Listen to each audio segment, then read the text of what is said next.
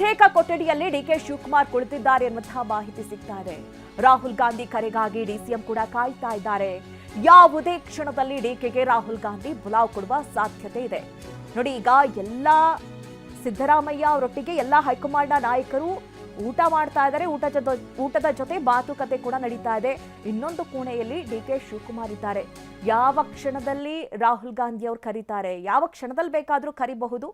ಹೀಗಾಗಿ ಕಾಯ್ತಾ ಇದ್ದಾರೆ ಡಿಕೆ ಶಿವಕುಮಾರ್ ಅವರು. ಬಹಳ ದಿನಗಳ ಪ್ರಯತ್ನ ಅಂತ ಹೇಳಿದ್ರು ತಪ್ಪಾಗ್ಲಿಕ್ಕಿಲ್ಲ.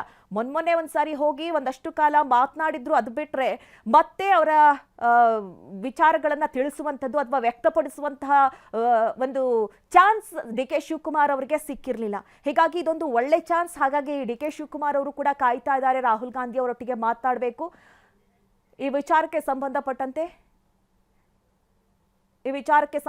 ಡಿಕೆ ಶಿವಕುಮಾರ್ ಅವರು ಕೂಡ ಕಾಯ್ತಾ ಇದ್ದಾರೆ. ರಾಹುಲ್ ಗಾಂಧಿ ಅವರು ಯಾವುದೇ ಕ್ಷಣದಲ್ಲೂ ಕೂಡ ಕರಿಬಹುದು ಅನ್ನುವಂಥ ನಿಟ್ಟಿನಲ್ಲಿ ನಾವು ಹೇಳ್ತಾ ಇದ್ದೆ.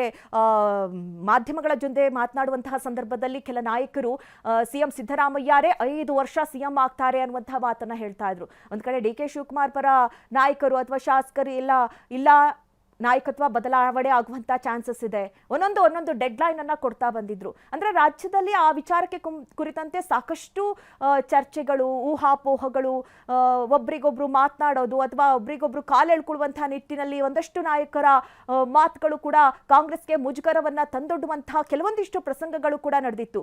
ಆ ವಿಚಾರದಲ್ಲಿ ಬಿಜೆಪಿ ಕೂಡ ಕಾಂಗ್ರೆಸ್ ಅನ್ನ ಕೆಣಕಿತ್ತು. ಇವರು ಸರ್ಕಾರ ರಚನೆ ಮಾಡುವಂತಹ ವಿಚಾರದಲ್ಲೇ ಬಹಳ ಹಗ್ಗ ಜಗ್ಗಾಟವನ್ನ ನಡೆಸ್ತಾ ಇದ್ದಾರೆ. ಒಂದ್ ಕಡೆ ಸಿಎಂ ಬದಲಾವಣೆ ಆಗ್ತಾರೆ, ಕುರ್ಚಿ ಕದನ ನಡೀತಾ ಇದೆ, ಈ ಎಲ್ಲಾ ವಿಚಾರಗಳನ್ನ ಮಾತನಾಡ್ತಾ ಇದ್ರು. ಈ ಮುಖಾಂತರವಾಗಿ ಬಿಜೆಪಿಗೆ ಒಂದು ಅಸ್ತ್ರ ಸಿಕ್ಕಂತಾಗಿತ್ತು ಈ ವಿಚಾರದ ಗಲಾಟೆಗೆ ಸಂಬಂಧಪಟ್ಟಂತೆ. ಅಂದ್ರೆ ನಾಯಕರ ಹೇಳಿಕೆಗಳಾಗಿರಬಹುದು ಅಥವಾ ಅಲ್ಲಿ ನಡೀತಾ ಇರುವಂತಹ ಚರ್ಚೆಗಳಾಗಿರಬಹುದು ಅಥವಾ ಸಭೆ ಮೇಲೆ ಸಭೆ ನಡೆಸ್ತಾ ಇದ್ದಂತಹ ಪರಿ ಆಗಿರಬಹುದು.